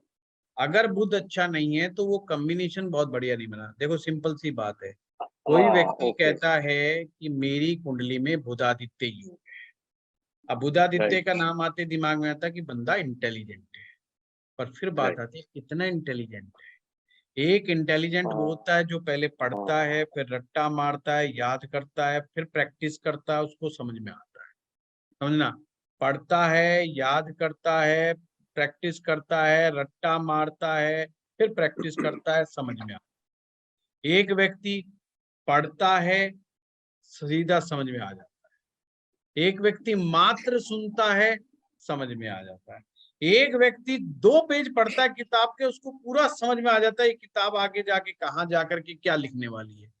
फिर हम कहेंगे तो कंप्यूटर जैसा ब्रेन है यार, ये तो फटाफट समझ गया, तो चुटकियों से समझ गया। हम जितने सेकंडों के हिसाब से विश्लेषण करने में समय लगा रहे हैं, एक आदमी ऐसा है कि उसके हाफ से भी कम समय के अंदर वो अपना विश्लेषण करके बता देता है यार ये चीज तो ऐसे नहीं ऐसे है, हम अभी तक सोच ही रहे होते हैं। ये सारी की सारी चीजें बुधादित्य से ही आने वाली हैं, पर ये बुधादित्य की ग्रेडिंग पे तय करता है बुध कितना स्ट्रेंथफुल है। बुध अगर अस्त है तो ये चीज ध्यान रखना है कि वो बहुत ज्यादा कंप्यूटर माइंडेड नहीं है, वो जितना भी इंटेलिजेंस फैक्टर है वो उसकी मेहनत का परिणाम है, वो उसकी मशक्कत का परिणाम है, तो ना मतलब वो चालाक प्रवृत्ति का नहीं है, वो मन से सीधा है, हृदय से सीधा है ना, वो हर चीज लेना जानता है, पर मेहनत से, मशक्कत से, बाय हुक्स और क्रुक्स वाली सिचुएशन नहीं है, क्योंकि बुध क्या है, चालाकियां भी है, थोड़ी सी इंटेलिजेंस भी है, स्मार्ट वर्क है।